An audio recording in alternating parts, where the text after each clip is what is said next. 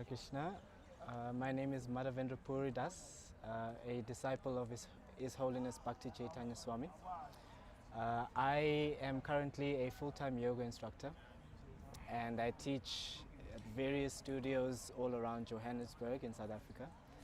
And I came into Krishna Consciousness actually here on campus at Wits University. I found it about 6-7 years ago, actually around this time. So it's like almost my 7th year anniversary within Krishna Consciousness. And I met the devotees here on campus. I didn't really know what it was, I just was so attracted by how happy all the devotees were, and I was like, I gotta get some of that, And so I inquired as to why they're so happy, why they're so bright, why they look so content when everyone else here on campus is not that way. So they had explained to me this system of bhakti yoga, of Krishna consciousness. I started getting into it little by little, did some chanting. And I think what really attracted me was me hearing Krishna's pastimes. Because in the yoga lounge where they have meetings and programs, they were reading Krishna book. And it was so coincidental because as soon as I walked into that lounge for the first time, they were reading the story of when Krishna defeated the elephant at the arena. And I was just thinking, man, this is like a superhero movie, This God sounds like, a powerful guy. Let's hear a little bit more. And from there I was hooked. Yes. Very nice. Yeah. And what were you studying in university? I actually did 2 degrees here at Wits. My first degree was a BA in anthropology and philosophy. But when I realized that most philosophers are broke, I decided to do a more professional degree, which was an LLB law. Oh, wow. Yeah. Graduated? You got Yes, yeah. Fully graduated, got both degrees, and then decided to teach yoga.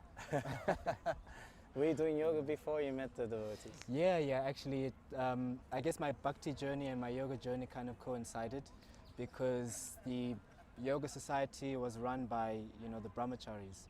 So they had a very holistic program in the sense that they were providing facilities to help the body, but also facilities to help the mind and obviously to help awaken that dormant consciousness of God or God realization. So I started with the yoga, but I was also dabbling in the japa and reading some of Krishna books. So all of it kind of came together very nicely. Okay. And what was it about Krishna consciousness that sort of said, okay, this is something for me, and take this up? Yeah, so what I really loved was how in detail God was described, because I was Christian before, Methodist, and I was so curious about who God is. What does He look like? What does He do? What does He like? Why do I have to build a relationship with Him? And a lot of those questions weren't really answered in the church. So when I came into contact with Bhakti, the whole idea was that in order to love someone, you must know them. That is one of the fundamental principles of love, is that it must come from knowing the person so that you can trust them and that love and that trust can build. So the descriptions of Krishna given in the Shastras were so detailed, so sweet, they were so attractive. I couldn't help but get hooked, because this was what I was looking for. This was what I was always searching for. And I felt like I found it, finally. Wow. And so what's your service now after so many years that you do in Krishna consciousness? Yeah, so currently I'm kind of, I guess, giving back to what brought me in this wonderful movement. So I'm helping now at the Yoga Society here on campus, where I help facilitate japa meditation for students who are also trying to find some kind of spiritual connection. I also help out at the Wake Up South Africa project, which was started by a group of South African devotees who wanted to really share Krishna consciousness with those who don't have it, who are unaware of it, who have no contact with it. It was also a movement which was started by His Holiness Kadamba Kanana Swami. He invested so much into the Wake Up South Africa project because it was close to his heart, you know. He had a very strong passion and a big love for South Africa, and he wanted to leave something which was going to last behind.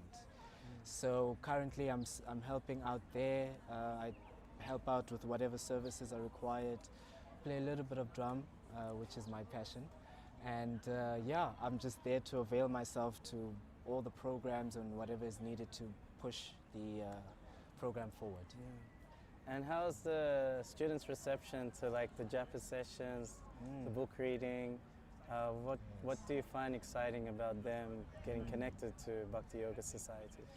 Yeah, it's very inspiring actually to work or to give Krishna consciousness to students, because you can almost see the light bulb switch on in their eyes when they hear the Bhagavad Gita, when they hear Krishna's words, when they engage in the japa.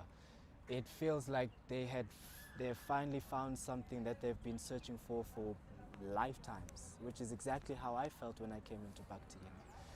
So I think the biggest thing that students really love about engaging with Krishna consciousness is that it firstly makes sense, you know.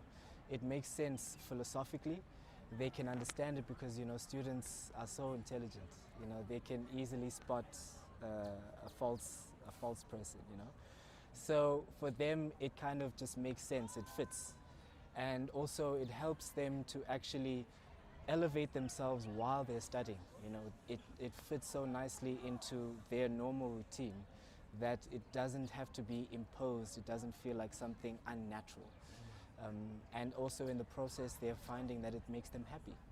You know, they're finding it's bringing satisfaction to them, something that they have probably never come into contact with here on campus.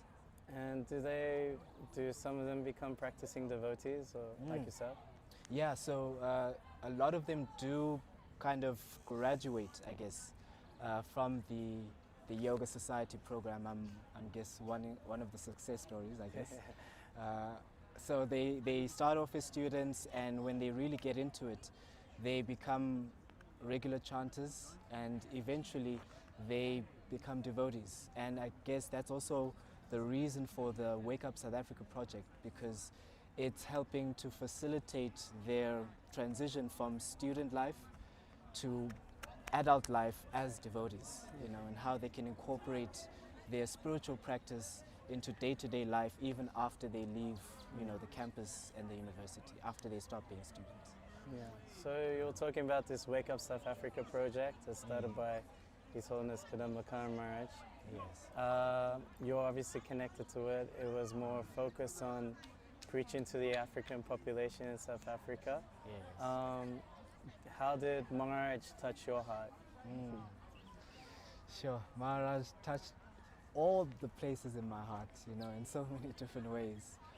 Firstly, through his kirtans, you know. You could really feel the love and the devotion that he poured into all of his kirtans, you know. They were so powerful. And yeah, whenever I would hear his kirtans, my heart would just like do backflips, you know, which was something that I was like not used to feeling.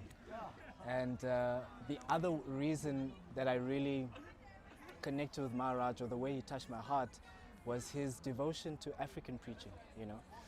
It's so easy to forget that Africans aren't used to Krishna consciousness. It's not natural for them. We've grown up in a very different kind of way to what is recommended in the Vedic literature. And Maharaj was sensitive to that. He was conscious of that.